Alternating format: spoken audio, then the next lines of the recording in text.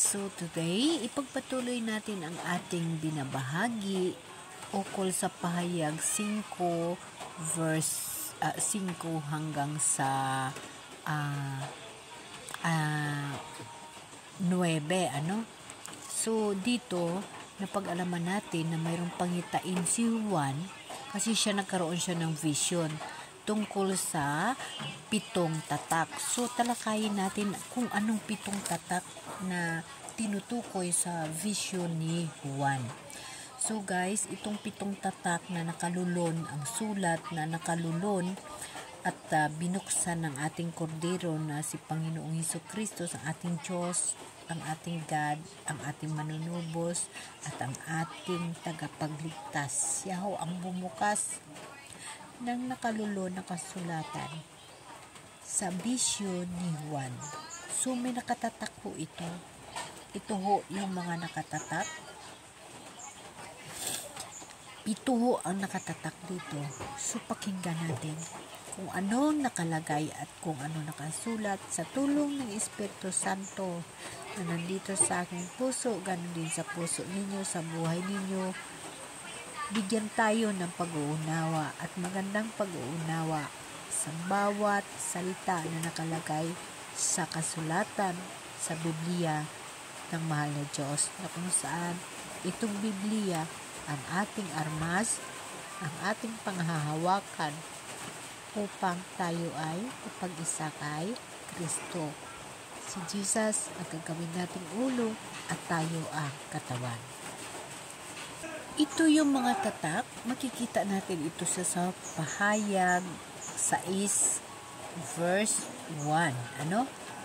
Hanggang sa matatapos natin kung hanggang sa ilang tatak tayo babasa. Kasi 7 tatak ko ito, yung nakalulunho, nakasulatan doon sa nakaluklok sa nakaupo sa trono, ang ating mahal na Diyos, ang ating Diyos Ama na kinuha ng Espiritu Santo ni Jesus Christ, ng Diyos na buhay. Kinuha niya yun. So, binuksan niya at binasa ang isa-isa sa atin upang ating malalaman kung ano ang mga mangyayari sa mundo at tayo ay makahanda. Okay?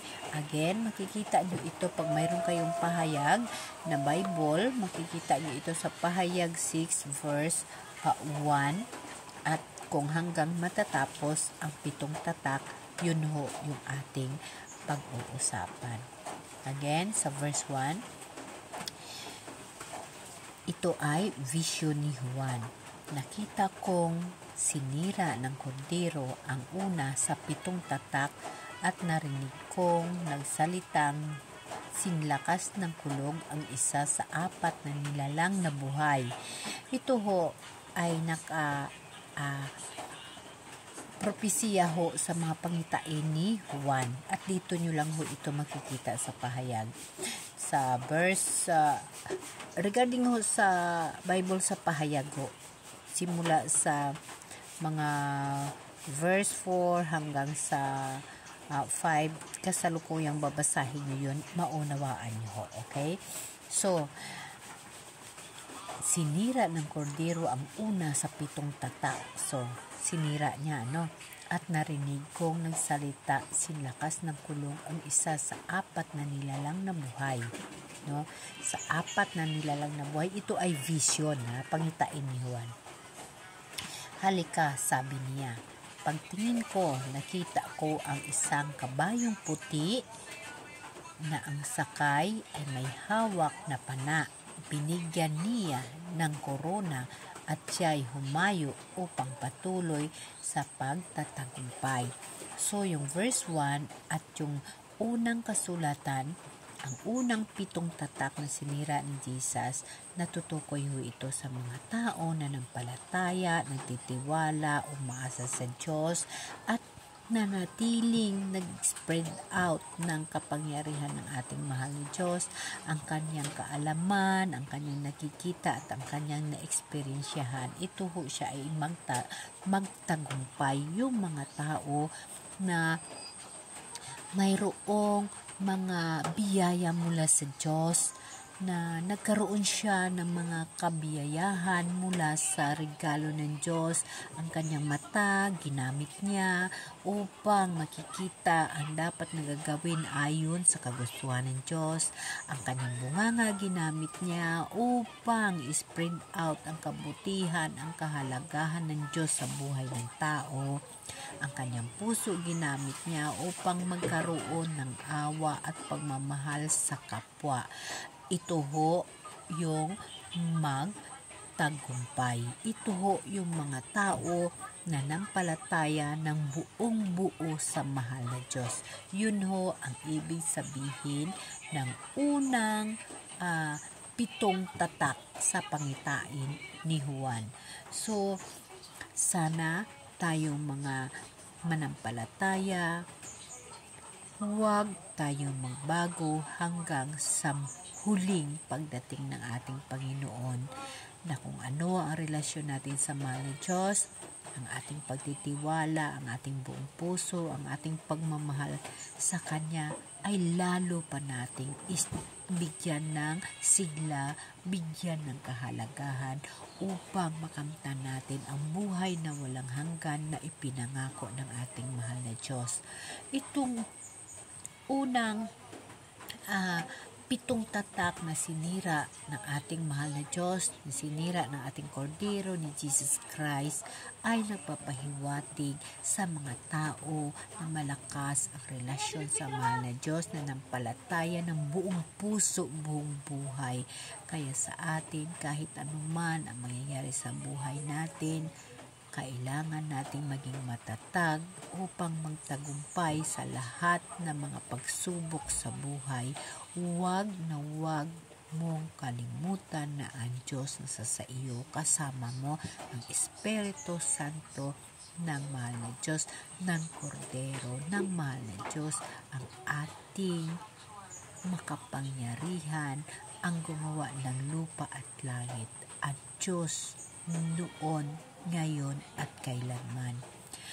Ang unang 7 tatak na binuksan sa makatuwid, ito ho ay nagpapahiwatig sa mga tao na malapit sa Diyos, na napalataya sa Diyos ng buong puso, buong buhay, at nagtitiwala at umaasa sa buhay na walang hanggan na pinangako ng Diyos, at ating i-spread out ang anuman na atin na eksperyensyahan ang ating buhay mula sa Diyos. Kung mayroon kang iniregalo ang Diyos sa iyo, kagaya ng vision, marunong ka unawa sa mga bagay ukol sa Diyos na alam mo ay binigyan ka ng pahintulot ng Diyos na kumain ng kanyang bunga ng punong kahoy sa Bible. Ang Bible ay punong kahoy. Ang bunga ay yun ang kakainin natin, ang mga tinaga, ang mga words dito. Yun ho ang unang tatak na binuksan ng Diyos para sa mga tao na nampalataya ng buong puso at nagtitiwala ng lahat-lahat sa Diyos. Ang kanyang buhay ay Diyos, upang siya ay magtagumpay. Brothers and sisters, ang lahat na 7 tatak atin ito bubuksan upang maunawaan at makita at maintindihan natin kung anong 7 tatak na ibinigay ng Diyos sa pangitain ni Juan. Again guys, ang 7 tatak yung pinakauna, tumutukoy ho sa mga tao na malapit sa Diyos upang magtatagumpay sa lahat ng mga trials sa buhay. Huwag kalimutan na ang Diyos nasa puso mo, ang Espiritu Santo ng Diyos nasa sayo.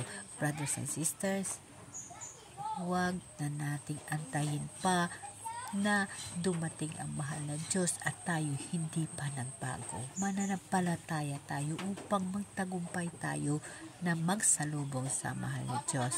Amen? Amen.